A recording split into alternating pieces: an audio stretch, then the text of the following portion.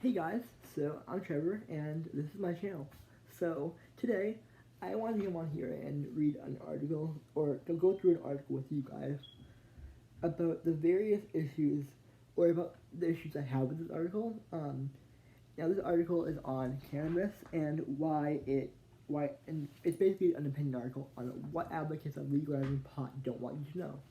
Um, so basically, trying to slanderize pot, trying to make it so that people view pot as still and cannabis as bad, and using false logic and false correlation equal causation and false opinions. This is literally an opinion article to try and keep people brainwashed, along with the people that are keeping it seen as negative light. So what makes me so qualified to talk about this topic, right? Well, other than that, I read that article and didn't agree with it at all, which, I can state my opinion too, because it's the internet, it's the internet. But anyways, the other reason is because I am a very strong cannabis advocate.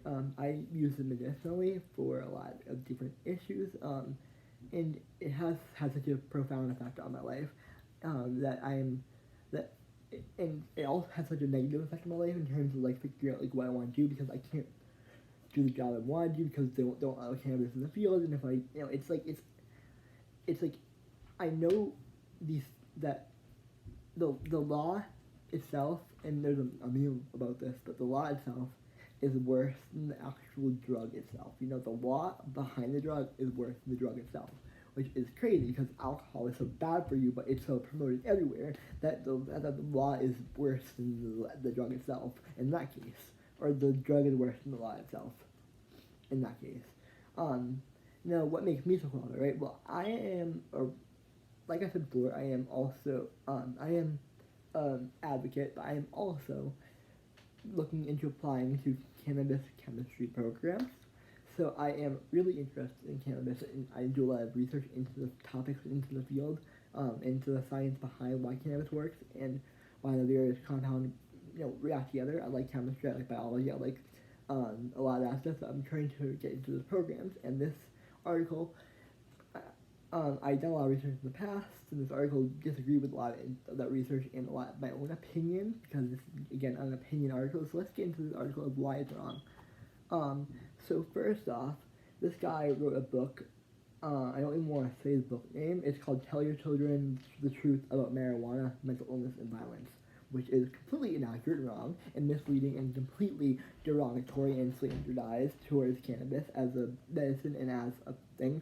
And it's been that way for 100 years now. I mean, back in 1920, when prohibition happened with alcohol, and then cannabis ended up falling. You know what I'm saying? Like, people don't like cannabis because they've heard all these bad things, and these bad things are spouted by the government, and by these big people, like big companies that don't want to be impacted by the cannabis industry, and that's being more and more seen as people like Donald Trump state that, cannabis causes mental illness, which is, again, not true. So with that being said, let's get into this article. So basically, it starts talking about how cannabis has then become this pushing argument, or this pushing opinion for the Democratic and for various presidential kind of political campaigns, I guess, and trying to legalize it as that case. And first off, political opinion, basically. I mean, nothing is good if it's political, religious, or, nothing. There's no opinion that's good if it's political or religious. Not even mine. Keep that in mind when you look at this video, because not even my opinion is relevant, because even though I'm preaching for science, I still am an advocate, so I could be more so pushed by the positives and negatives. Keep that in mind. With that being said, he goes into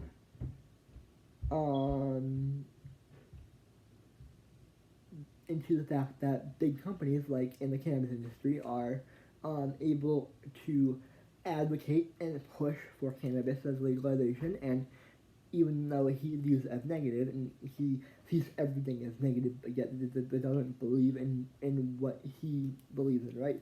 And that he doesn't believe in is negative to him. And that involves cannabis, that includes, probably abortion, probably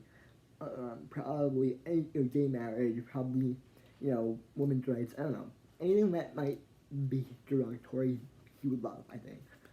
And by his logic, if that's the case, then we can say the same about alcohol and opiate companies and tobacco companies. They push, they advertise, they push, they sell. They don't. There's no law against that, against these big companies coming into play. If that was the case, then big tobacco and big alcohol shouldn't have been around for so long. I mean, that's the whole thing that you are getting into that you're completely wrong about. So, with your logic is against you, you know, should alcohol and opiates and tobacco not have lobbying groups and lobbying companies to maybe not allow them to own the world so much? Maybe, but that's just my personal opinion, like you. Sorry. Yeah, no, anyways. So, next he says that the groups have shadowly cast marijuana as what is not, and that is that they turned it away from being an intoxicant. Keep in mind that alcohol is an intoxicant. When I hear intoxicant, I hear toxic. I hear intoxic ant. Intoxicant. Toxic. Cannabis is not toxic to the human body. In fact, there's not really even a lethal dose that can be reached via cannabis unless you're allergic to it, or unless you get in a car crash or do other things that you're not supposed to while using it, or if you're just too stupid when you use it, then you'll probably end up whatever. It's with that being said, alcohol is an intoxicant. Sorry, yeah, the drug you probably take every day or every other day, yeah, that's intoxicant. Sorry. You didn't know that? I'm so sorry. It is toxic to the human body, right? And it does make your mind go crazy, right? It does cause your mind to be dragged down and cause your brain cells to shrivel in, right? You know that, right? Yeah, we all know that. Yeah, cool. I'm glad we all know that fact now. Cool. Great. Awesome. Anyways, with that being said, he also states that cannabis users are more prone to using opiates later on in life, which is not the case at all. In fact, this whole gateway drug project for the government for the past 60 years or so, I'm not sure how long, 80 years maybe, I don't know, but 60 years, 80 years, 100 years maybe, I don't know. This whole slander kind of gateway drug that was dropped out of the DARE program years ago because it was no longer proven to be true by science and by research that you were claiming to be using. But in terms of that, it's not cannabis that causes you to want to use those. They find that people in the environment that they are in, whether it be social, political, maybe their home life, maybe their whatever the environment they're in, if their environment is not good for them, not as toxic, as negative, as stressful, is not what we call normal, then they're going to be more prone to using drugs of all kinds, whether it be cannabis, opiates, alcohol, anything, right? This is just research. I mean, this is just research that has been proven time and time again that, your opinion is wrong. I'm sorry to hurt your feelings, Snowflake. Aw, poor you. Had your feelings hurt. Aw. Anyways, so let's talk about how he's wrong about THC causing a risk of mental illness, and that has been proven wrong too, dumbass. Dumbass. So I'm gonna call you dumbass from now on. The person that wrote this, not you guys, the person that wrote this. So this dumbass over here thinks that the science has pointed to cannabis causing schizophrenia in people that already are predisposed to it. So let's just run with it and let's make it so that cannabis just causes schizophrenia in anyone, right? Let's do that, Let's just say that, it's psychoactive, so let's just call it that. But coffee is psychoactive, so is alcohol. Actually, alcohol has been shown to lead you to psychosis too. But cannabis, I'm sorry, Jude, but you're kind of wrong in that department. Yes, it can bring you to this phase of if you already are prone to psychosis or prone to schizophrenia, yeah, you can technically be be almost awakened to the schizophrenia and the psychosis by cannabis. But if you are not if you're not predisposed to that, then you're probably not going to have that risk. You know what I'm saying? Like, and I'm not sure what the risk percentage of schizophrenia is, but this is a very case by case basis, and this guy is trying to basically dictate that everyone it must behave this one way because it happened to me. This is how I see everyone in my life that uses it. So I'm just going to apply to everyone else and only have this one tiny little line that will apply to everyone else, and we can't really think of a different one because we don't have time and no one else matters but me in my opinion, right? So, so with that being said, schizophrenia, yada yada yada yada yada, da, da, da, da, da.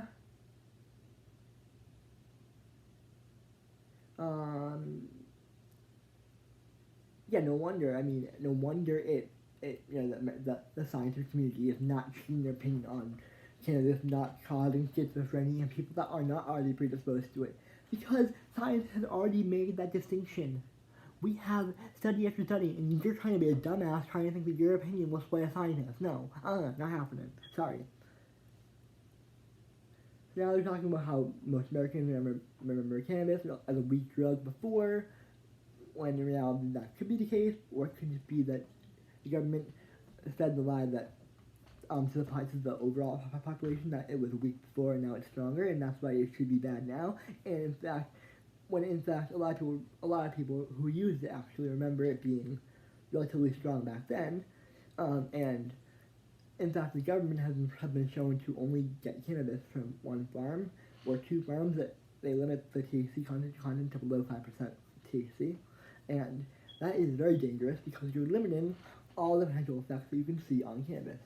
So, yeah, there's a thing that's happening that the government is just restricting themselves in that case. But with that being said, we don't know if cannabis has gotten stronger lately, or if it's just been the perception of the American populace, or if it's been lied by the government. We don't know that. There's no way of knowing that until there's no way of knowing that. There's gonna be no point that we know that until it happens. You know what I'm saying? Okay, so next we have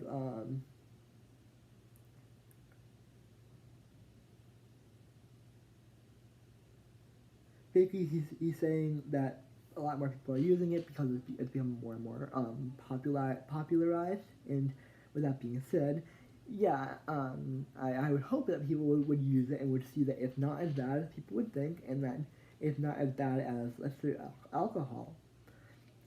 In fact, okay, and now he's going on to talk about how cannabis causes the population psychosis. Now you're spewing craziness, dude. You're spewing complete and utter bullshit to try and label cannabis as this bad drug that is evil and that causes psychosis and mental illness and aggression. When in reality, alcohol has done that. You know what? Alcohol's done that. Yeah. Okay. So, do you know what drug causes aggression? Alcohol. Do you know what drug causes you to, to break out reality without having a predisposition to it? Alcohol. You know what drug makes you scream at your family belligerently for hours in a rage-induced drunkenness? Alcohol. So, most cannabis users I know, and most cannabis itself just calms you down, unless actually cannabis itself is this weird drug where it could bring you up or it could make you kind of calm down, and it could do either or at different times, depending on what your body needs at that time. If your body needs regulation, if your body regulation needs to be relaxed, it will relax you. If your body regulation needs to be excited, it will excite you. And your body knows how to handle this process. So, yeah. Next we have, yada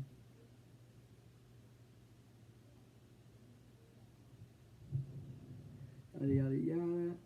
He goes on to say that it can still cause paranoia psychosis. Yes, that's his number one argument, really. That's like the one argument that I'm seeing consistently, and that is consistently debunked by science. So I don't even know why I'm making the rest of this video, because if this is just gonna be it.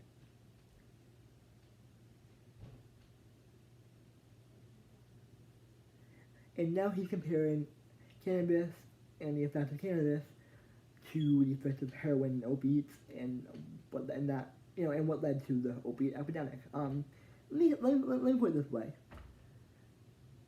heroin and opiates cause euphoria to a maximum degree. They cause you to be both mentally and physically addicted. Cannabis might be mentally addicting to some people, but physically, you can stop and be fine. Alcohol, you have to, if you stop alcohol, you could fucking die. If you stop opiates, you could fucking die.